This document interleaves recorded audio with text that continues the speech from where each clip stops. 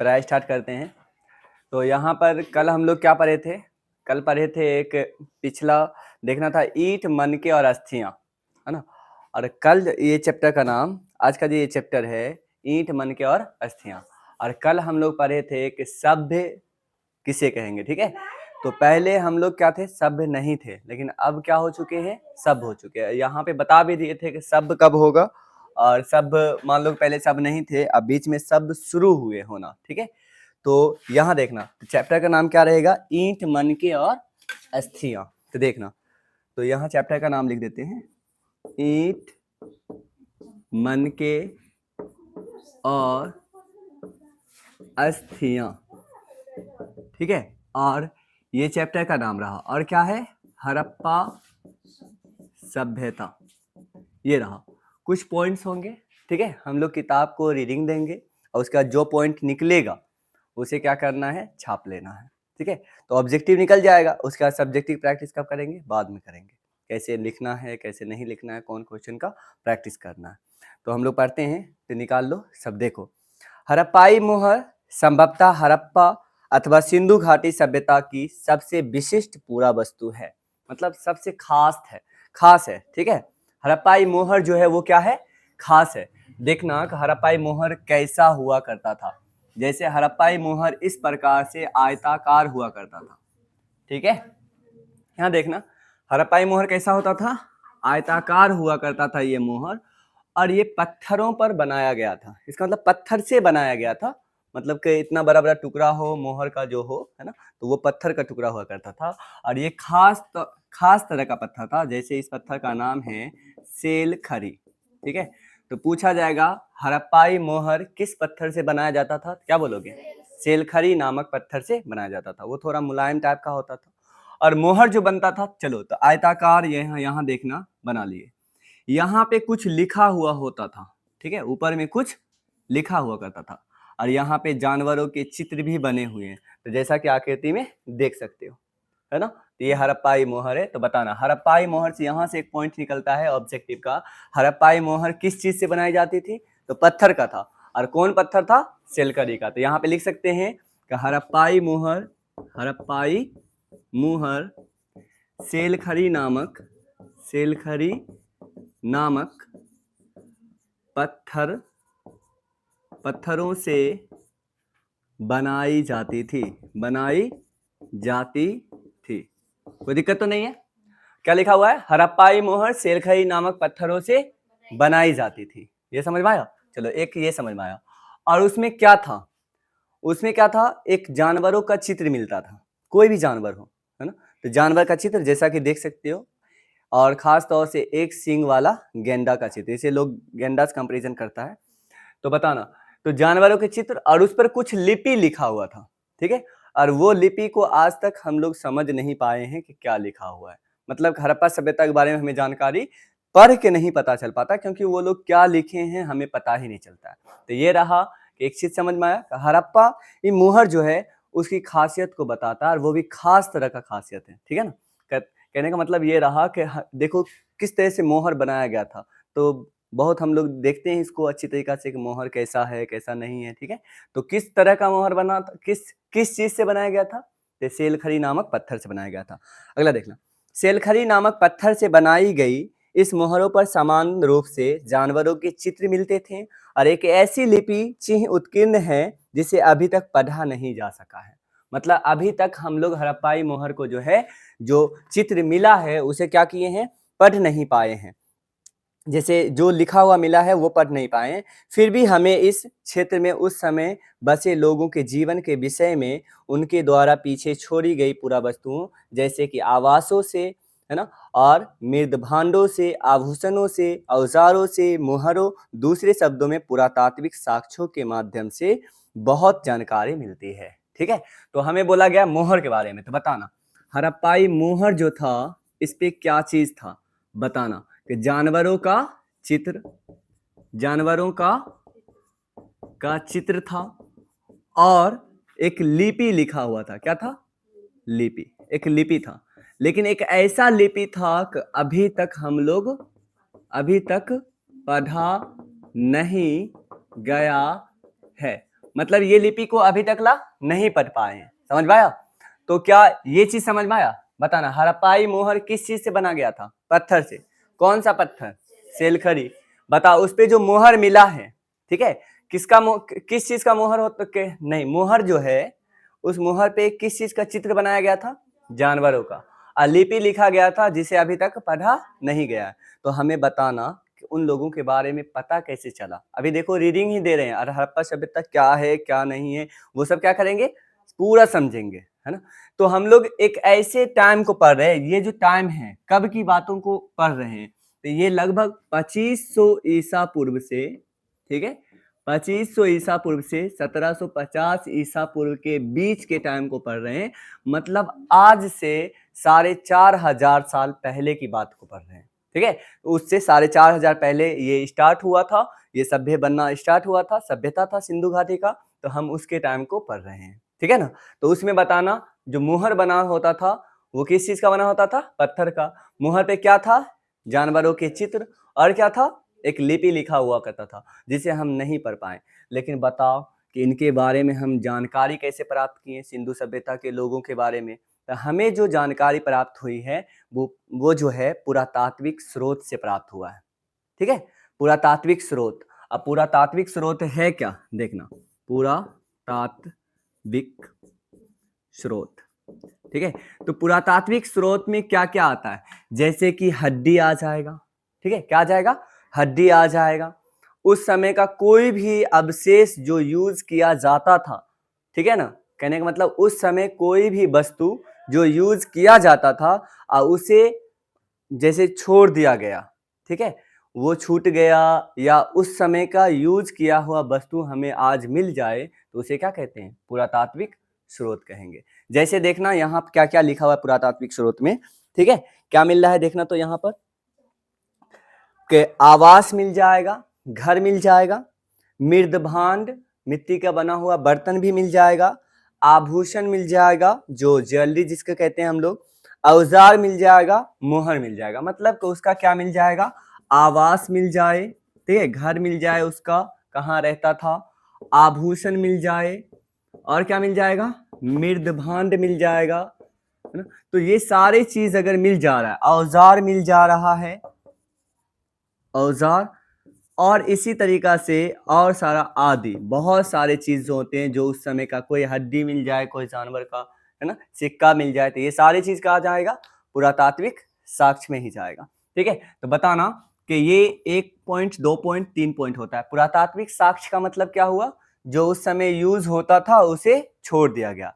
अब यहाँ देखेंगे कि आवास कैसा था, कैसा आभूषण पहनता था, कैसा मृदभान था, कैसा औजार था, ठीक है।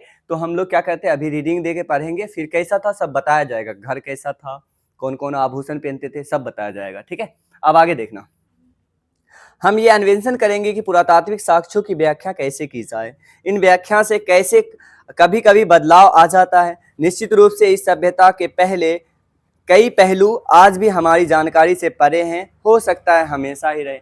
बोला गया कुछ ऐसी बातें हैं जो इनके बारे में हम लोग जान नहीं पा रहे। क्यों? क्योंकि वो लोग जो लिखे हैं, जैसे अभिलेख जो लिखे हैं उसे उसे हम लोग नहीं पढ़ पा रहे हैं, ठीक है, और पढ़ ही नहीं पा रहे हैं, मतलब उसके बारे में अच्छी तरीके से जानकारी नहीं मिल पा रहा है। और जो भी जानकारी इकट्ठा किए हम लोग वो कैसे किए हैं? तो पुरातात्विक स्रोत। कहीं पर घर का बनावट देखे, बोले ओ ऐसे इसका घर था, ठीक है। कोई हड्डी मिल गया किसी प्रकार का, तो बोलेंगे ओ ये पक्षी था, ये जानवर था, ठीक है। तो ऐसे करके बात कर रहे हैं हम लोग। औजार मिल जाता था तो बोलेंगे हाँ उस समय ऐसा औजार था। तो यही सब का क्या कर रहे हैं हम लोग? अंदाज लगा रहे हैं। अब यहाँ देखना, नीचे कुछ दिया हुआ है, क्या लिखा हुआ है? पारिभाषिक शब्द, स्थान और काल। अब देखो क्या लिखा हुआ है, सिंधु घाटी सभ्यता को हड़प्पा संस्कृति भी कहा जाता है। क्या लिखा हुआ है? सिंधु घाटी सभ्यता को हड़प्पा संस्कृति भी कहा जाता है। तो ये भी क्या रहेगा? ऑब्जेक्टिव रहेगा। जैसे यहाँ देखना, सिंधु घाटी सभ्यता को हड़प्पा संस्कृति भी कहा जाता है। देखना ये है इंडिया, ठीक है, ये क्या है? इंडिया। जैसे कि यहां बना दिए, ये इंडिया रहा, देखना ये यहां से एक नदी निकलती है, ठीक है, और इस साइड इस तरह से ऐसे करके एक नदी निकली और यहाँ से ऐसे कर गिर जाती है और ये कहते हैं जगह को बंगाल की खाड़ी। ये जो जगह है ये है बंगाल की खाड़ी। ओ सॉरी, इधर क्या है? अरब सागर। इधर क्या कहेंगे? अरब सागर। बंगाल खाड़ी तो यहाँ पर है, ठीक है। ये क्या है? बंगाल की खाड़ी। तो बताना एक नदी जो निकलती है यहाँ से निकली और यहाँ से निकल के सीधे सीधे इस प्रकार से आई, पाकिस्तान में एंट्री करने के बाद ये कहाँ आ गई? अरब सागर में, और यहाँ के गिर जाती है। तो बताना इस नदी को हम लोग कहते हैं सिंधु नदी। क्या कहते हैं? सिंधु नदी। और देखना, और हम जो ये हड़प्पा सभ्यता पढ़ रहे हैं, हड़प्पा सभ्यता कहाँ का बस्ती है? तो देखना ये बस्ती इस प्रकार से है, ऐसा बस्ती है, यहाँ का बस्ती है ऐसा, ठीक है। तो ये बस्ती बताना, ये बस्ती के बारे में हम लोग पढ़ रहे हैं, यहाँ के बस्ती। तो बताना ये इस सभ्यता का आकृति कैसी है?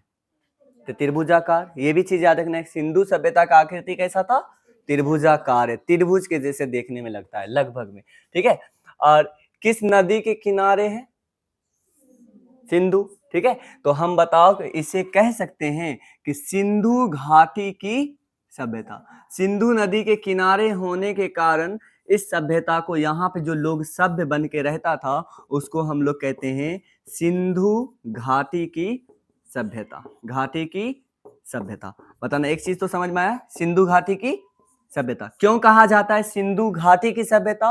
क्योंकि लोग सिंधु नदी के आसपास के क्षेत्र में रहा करता था, ठीक है ना।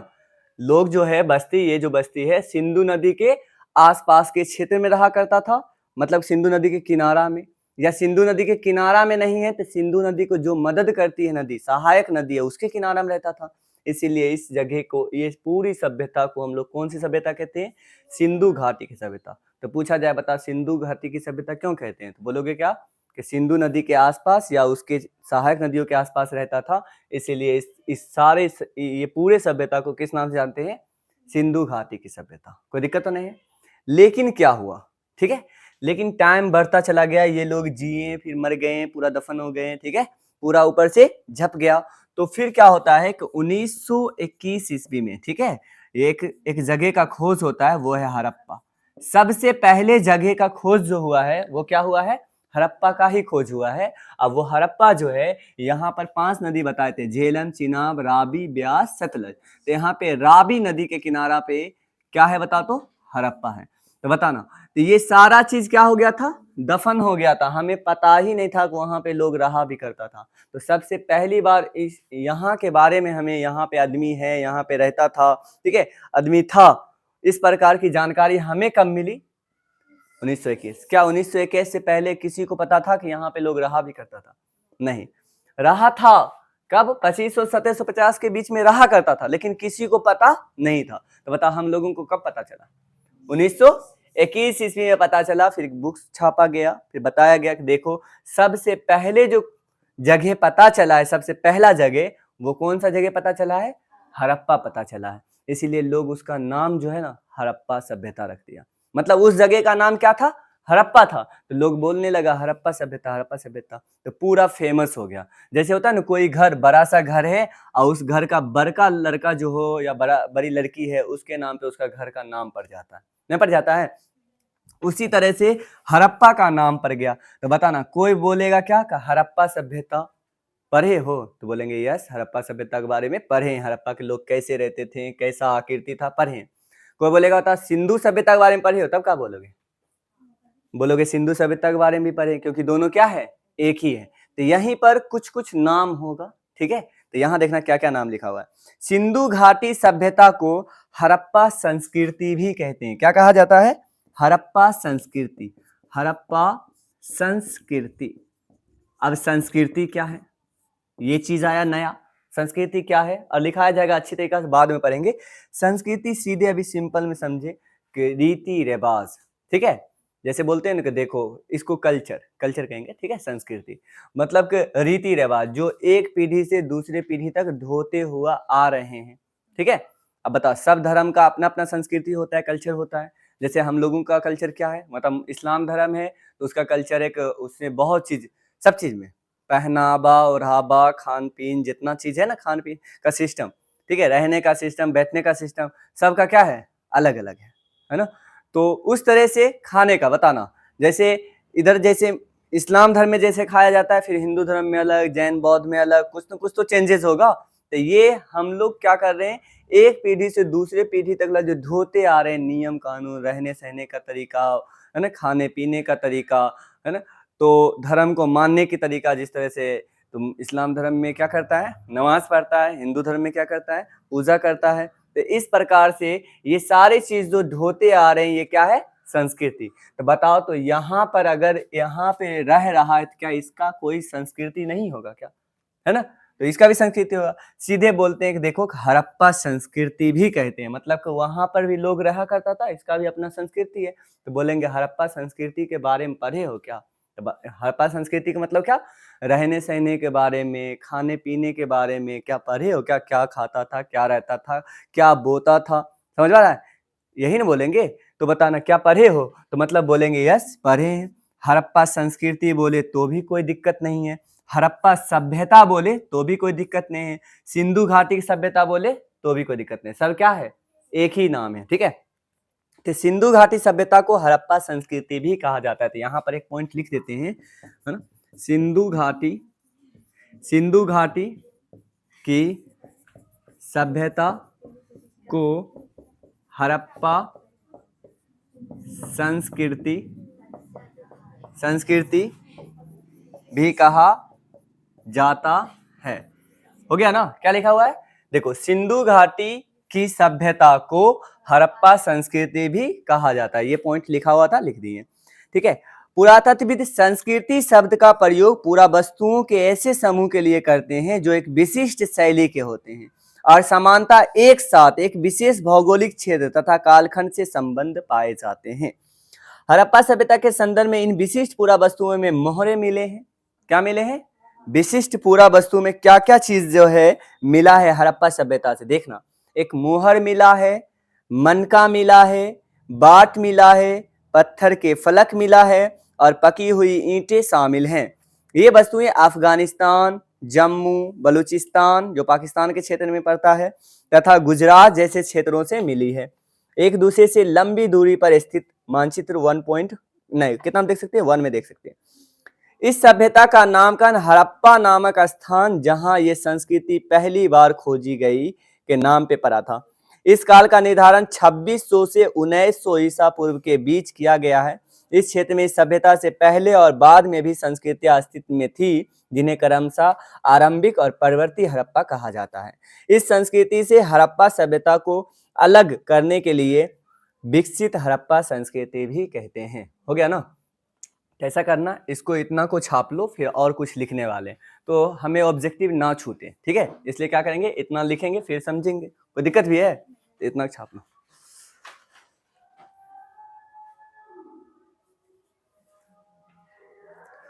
मिटा दे इसको।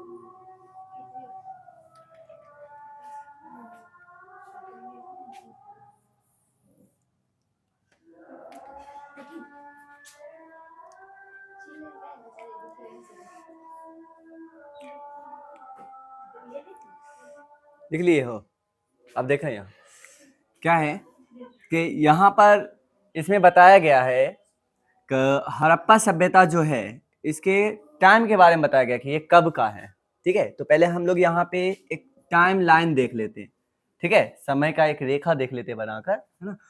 तो हम बोल सकते हैं कि यहाँ पर समय का एक रेखा बना लेते हैं, ठीक है, जैसे मैथ में पढ़ते हैं ना उसी टाइप का। जैसे बताना, जैसे इस प्रकार से एक टाइम लाइन है,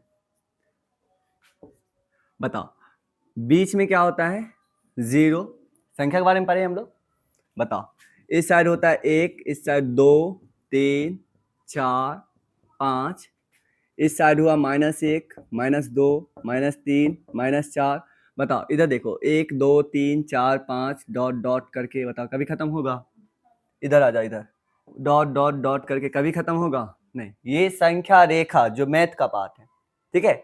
अब यहाँ देखो इसी तरीका से बताओ, पहला दूसरा तीसरा ऐसा ही करके हम लोग जो यहाँ पर जी रहे हैं अभी, ठीक है। 2024 आज कितना तारीख है? 25। तो बताओ 9 तारीख है तो 2000, अरे 2025 है, ठीक है। तो 2025 है ना। तो बताओ अगर एक साल, अभी 2025 में हम लोग जी रहे हैं, अगर एक साल बैक चले जाए तो कितना हो जाएगा बताओ तो? 2024। एक साल और बैक चले जाए तो 2023, और इस तरह से और जाएंगे बैक, जाते चलेंगे तो 19 20 इस तरह से आते चलेगा ना, कहने मतलब पीछे। तो बताओ अगर अभी से 5 साल पीछे चले जाए तो 2020। बताओ अगर मान लो कि अगर अभी से चले जाए 2025 से मान लो कि 500 साल पहले चले जाए तब कितना होगा? 15 दो, कहने वाला 2025 है ना, तो 1525। तो इसी तरीके से बताओ कभी तो सोचे होंगे कि हर एक साल के बाद एक साल बढ़ जाता है ना, होता है। तो बताना कभी सोचे होंगे, कभी तो तारीख बनना स्टार्ट हुआ होगा। मतलब कि तारीख बनना कितना कब स्टार्ट हुआ है? कभी ना कभी तो हुआ होगा कि पहला तारीख, पहला महीना और पहला साल हुआ होगा जिस दिन तारीख बना होगा, नहीं होगा? तो ऐसा माना जाता है कि ईसा मसीह के जन्म से, ईसा मसीह के जन्म के बर्थ से, ईसा मसीह के जन्म के बर्थ से तारीख को गिना जाता है। मतलब कि तारीख को कब की, बताओ साल का जो है कब से गिनेंगे? ईसा मसीह के जन्म से, ठीक है। तो बताना ईसा मसीह के जन्म के बर्थ से तारीख को गिनेंगे। तो बताना अभी 2025 चल रहा है, मतलब ईसा मसीह के जन्म जब हुआ था जिस साल, उसी साल कैलेंडर बना, माना कि उस साल से गिनना स्टार्ट कर रहे। तो बता अभी कितना दिन हो गया है? 2025 साल हो गया है ना, हो गया है। तो बताना इसी तरीका से अगर उधर लिखा हो, ठीक है ना, और एक साल बाद कितना हो जाएगा? 2026। फिर और आगे जाएंगे तो और हो जाएगा। तो बताना यहाँ पर ईसा मसीह के जन्म के वर्ष को हम लोग पहला तारीख, पहला महीना और पहला साल मानते हैं, मानते हैं या नहीं मानते हैं? और अगर बताना अगर यहाँ पे लिख दे हम कि 5 ईस्वी, क्या लिखेंगे ऐसे ईस्वी, तो 5 ईस्वी का मतलब होगा कि ईसा मसीह के जन्म के कितना साल हो चुका है? 5 साल। मतलब कि ईसा मसीह के जन्म के साल से 5 साल बाद की बात है। तो ये बताना ये ईस्वी उधर दाया जाएगा या बाया आएगा? दाया, ठीक है। अभी कितना चल रहा है? 2025 ईस्वी, मतलब ईसा मसीह के जन्म कितने साल हो गया है? 2025 साल। अगर बताना इधर ऐसे लिखा हो 1500 ईस्वी, मतलब क्या समझोगे? ईसा मसीह के जन्म से 1500 साल बाद, समझ आ रहा है ना? अब बताओ 2000 ईस्वी लिखा हो तो ईसा मसीह के जन्म के 2000 साल बाद, तो ये ईस्वी का मतलब समझ में आ गया होगा। अब देखना, अब एक ऐसी किताब में लिखा हुआ मिलेगा जैसे 5 ईसा पूर्व। 5 ईसा पूर्व का मतलब क्या होगा? ईसा मसीह के जन्म से 5 साल पहले। 5 ईस्वी मतलब देखो 1 2 3 4 5, मतलब 5 साल पहले, जन्म से 5 साल पहले। अब बताओ तो अगर 1000 ईसा पूर्व लिखा हो तो इसका मतलब क्या समझोगे? ईसा मसीह के जन्म से 1000 साल पहले, मतलब यहां से 1000 साल पहले। तो बताओ तो अभी जो हम लोग जी रहे हैं उससे कितना साल पहले हो गया? 1000 साल इधर, तो हम लोग तो यहाँ में हैं, तो यहाँ से पहले पीछे आएंगे 2025 साल पीछे आएंगे तो यहाँ आएंगे, और 1000 साल और पीछे जाना होगा तो मतलब कितना? 3025 साल। समझ में आ रहा है ना? तो बताना कि ये इसका मतलब बताना कि ईसा पूर्व में बताना 2500 ईसा पूर्व का मतलब क्या होगा? ईसा मसीह के जन्म से 2500 साल पहले, और हम लोग कहाँ हैं? ईसा मसीह के जन्म से 2000 साल बाद। 2025 में है ना, तो 2000 साल बाद, तो मतलब अभी बाद में है। और 2000 साल पीछे जाएंगे तो ईसा मसीह के जन्म का साल आएगा, और फिर 2500 साल और जाना है। तो बताओ अभी से कितना साल पुराना बात है ये? कितना साल पुरानी बात है? कितना बोलोगे? नहीं समझ में आया? सुनो, देखो अभी यहाँ पे 2025 है, तो 2025 से पीछे आएंगे, यहाँ पर आएंगे तो कितना साल पीछे आए? 2025 साल पुराना हुआ। इधर बताना तो इधर और चले जाते हैं, इधर कितना और जाना है? 2500 साल इधर और जाना है, कितना हो गया? 2025 मतलब कितना? 4500 साल नहीं हुआ? लगभग 45, 46, 4700 साल पहले की बात है कि यहाँ पर लोग रहा करता था। आज से मतलब आज से कितना साल पहले? वही 4500 साल पहले। समझ पा रहे हैं? कोई 46 बोल दे तो भी कोई दिक्कत नहीं, कोई 47 बोल दे तो भी कोई दिक्कत नहीं। समझ पा रहे हैं? सब अलग अलग बोलता है। तो लगभग आज से 4500 साल पहले इस क्षेत्र में लोग क्या करता था? रहता था। ठीक है, उसकी जिंदगी को देखना है, कैसे खाता था, कैसे पीता था, कैसे रहता था, कैसे बिजनेस करता था। समझ पा रहे हैं? यही चीज देखेंगे, पढ़ता था या लिखता था या नहीं, क्या करता था, उसके बारे में देखना है। तो बताना। तो हमें लग रहा है ईसवी या ईसा पूर्व समझ में आ गया होगा।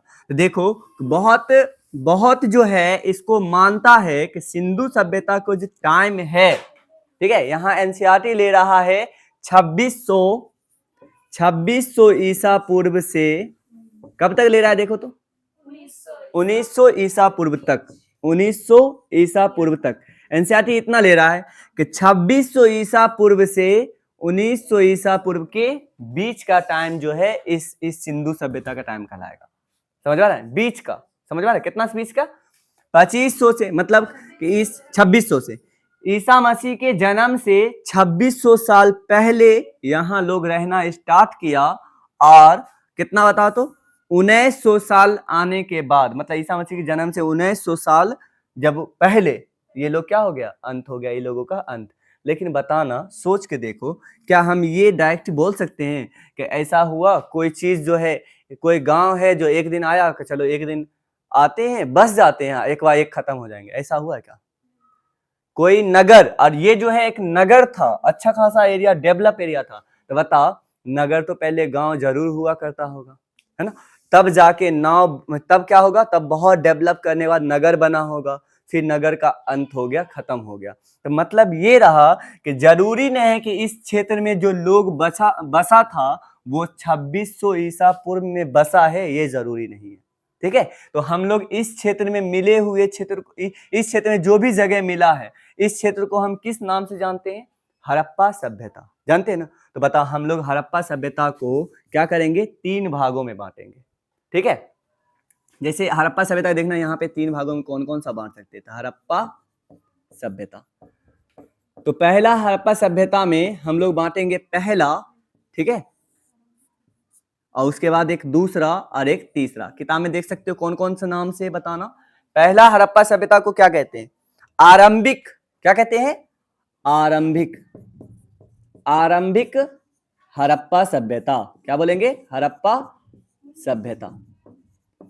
उसके बाद आरंभिक हड़प्पा सभ्यता, और बाद में हड़प्पा सभ्यता जो है बाद में, इधर क्या लिखा हुआ है? परवर्ती, यही लिखा हुआ है, यही है हड़प्पा सभ्यता, हड़प्पा सभ्यता। ठीक है, उसके बाद यहां बीच में है, इसको कहते हैं विकसित हड़प्पा सभ्यता, विकसित हड़प्पा सभ्यता। बताना, ये देखना, ये बताओ कौन है? आरंभिक हड़प्पा सभ्यता, और ये कौन है? विकसित हड़प्पा सभ्यता, है ना? और ये कौन है? परवर्ती हड़प्पा सभ्यता। ये समझ में आया? बताना, ये बताना, आरंभिक और विकसित और परवर्ती। तो हम लोग हड़प्पा सभ्यता के कितने भागों में बांटे हैं? 3 भागों में। बताना कौन कौन? आरंभिक हड़प्पा सभ्यता, विकसित हड़प्पा सभ्यता, परवर्ती हड़प्पा सभ्यता। और जानते हो हमें किसके बारे में अच्छा से नॉलेज लेना है? विकसित हड़प्पा सभ्यता का, इसका नॉलेज लेना है। ठीक है, तो बताना, विकसित हड़प्पा सभ्यता का टाइम अलग अलग इतिहासकार अलग अलग बताते हैं, ठीक है, लेकिन हम लोगों को विकसित हड़प्पा सभ्यता का जो टाइम मानना है वो कब मानना है? देखो कोई बता रहा है इतना है ना, तो हम लोगों को कब मानना है? तो देखना यहां लिख देते हैं, विकसित हड़प्पा सभ्यता को जो टाइम मानेंगे हम लोग, वो मानेंगे 2500 ईसा पूर्व से, है ना, 1750 ईसा पूर्व तक। विकसित हड़प्पा सभ्यता कब मानेंगे? 1750 तक, 2500 ईसा पूर्व से 1750 तक। और हमें क्या करना है? इसी को पढ़ना है, ठीक है ना? तो 3 चरण आया, है ना? तो बता इस चरण में क्या होगा? ये में क्या होगा? हड़प्पा सभ्यता बढ़ेगा, ठीक है, धीरे धीरे धीरे धीरे विकास करेगा, ठीक है, और जैसा ही विकसित हड़प्पा सभ्यता धीरे धीरे बढ़ते बढ़ते बढ़ते बढ़ते एक टाइम आएगा फिर धीरे धीरे धीरे धीरे क्या हो जाएगा, खत्म हो जाएगा। समझ में आ रहा है ना। बता हम लोग भी जैसे शरीर का ग्रोथ हुआ तो पहले एक छोटा सा बच्चा से क्या हुआ, धीरे धीरे धीरे धीरे बड़ा हुए, अब उसके बाद क्या हुआ बताओ तो, बड़ा रुक गए ना, उसके बाद फिर घट के छोटा नहीं हो जाएंगे। ठीक है, मतलब कि एक है ना, मतलब कि बढ़ेंगे फिर रुक जाएंगे। मतलब अब उसके बाद बताओ, जैसे एक पावर होता है, ताकत है, धीरे धीरे धीरे बढ़ेगा, उसके बाद फिर एक टाइम आएगा कि उससे ज्यादा नहीं होगा, धीरे धीरे फिर घटना स्टार्ट हो जाएगा, नहीं हो जाता है।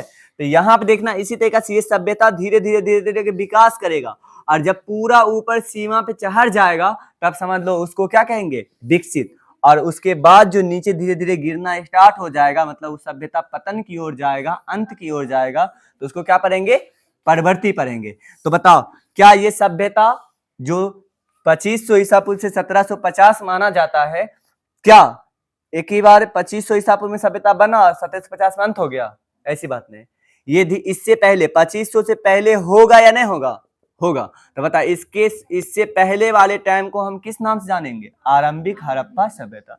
इसमें थोड़ा बहुत गांव होगा, क्या होगा, गांव होगा। फिर ये बताना ये क्या बन जाएगा, नगर बन जाएगा, क्या हो जाएगा, नगर। और फिर इसके बाद धीरे धीरे जो खत्म हो जाएगा तो ये क्या बन जाएगा बताना तो, ये पूरा परवर्ती हड़प्पा सभ्यता पूरा वो तहस नहस बर्बाद हो जाएगा, और यहाँ से लोग दूसरे जगह चले जाएंगे। बहुत लोग हैं जो मर जाएंगे, बहुत लोग हैं जो दूसरे जगह चले जाएंगे।